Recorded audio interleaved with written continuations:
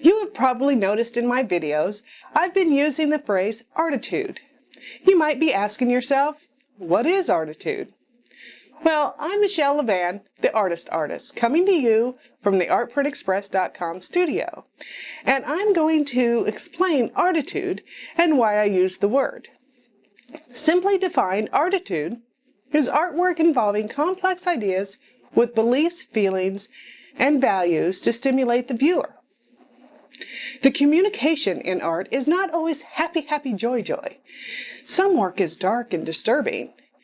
And then there's the entire gambit and in between, and every person will react to each piece in a different way. And so, my friend, this is exactly what they mean when they say that art is subjective.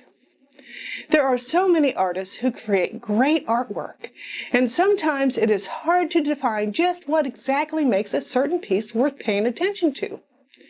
So, how do I explain to you that I think a piece is worth looking at without changing your true reaction to it? Well, I use the word ARTitude. To take it all a step further, I have a personal acronym I use for the works by my artist friends that make it on ArtprintExpress.com. Each piece must meet 3 objectives, and my acronym for this is MAC, which stands for Mystery, Attention, and Connection. So let's start with mystery. There has to be some mystery in a great piece of art. It is the quality that makes you ask questions to yourself as you look at the piece. This attribute draws you deeper into thought about the piece. Without mystery, the art will fall out of style and it will not stand the test of time. So let me present a piece by Ellen Duncan called Posted. In this, we see a feral farm cat acting as sentinel on a fence post. Ellen explained to me that while she was driving home one afternoon, she came upon several cats sitting on a row of fence posts along the road. It stopped her in her tracks, and quickly the cats abandoned their posts, all except one quite serious calico. The mystery of the cats kept running through her mind. Why did they all line up on the post to begin with? That was weird. Then why did one cat continue to sit while the others fled?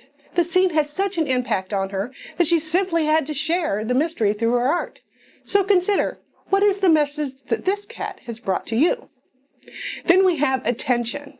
Art must grab the attention of the casual glance from across the room. It must engage you and make it difficult for you to look away or be powerful enough to re-engage you by being unforgettable. Here is Polka's piece, Prayer. It is a little unsettling to see a hand strangling the smiling priest.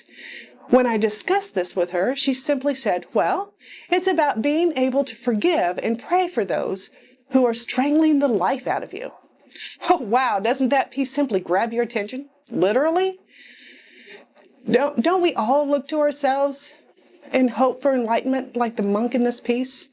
I'll let you in on a little secret. This is actually a self-portrait of the artist and a wish to be more enlightened when she struggles with her fellow man. So, do you think you'll forget this piece soon? Last but not least, we also have connection. You must be able to find a personal connection to the art.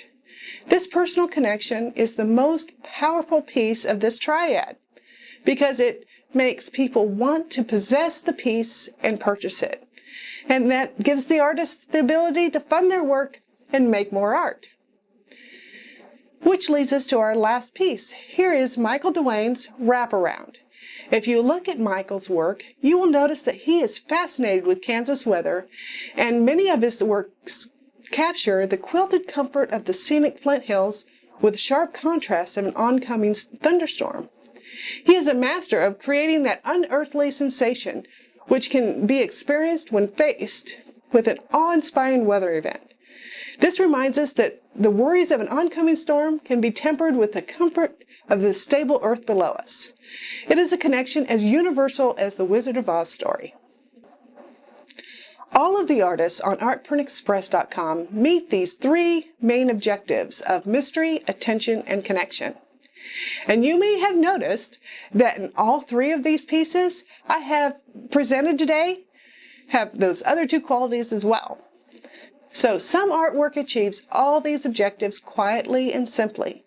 However, there are some artists who simply have ARTitude, and it can be difficult to put a finger on why you are drawn to take a good look at a piece.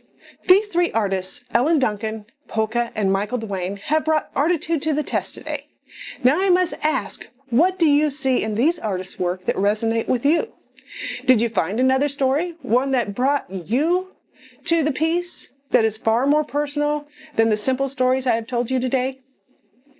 Remember that each person brings a whole different worldview to the piece they are looking at. And as a viewer, the only failure you can have is not to take the time to look. If you want to go get your own ARTitude on, take a longer look at these pieces, or check out more artists, go see all my artist friends at artprintexpress.com. The link's right here. It is a place to find affordable priced, museum quality fine art prints from artists who create with ARTitude.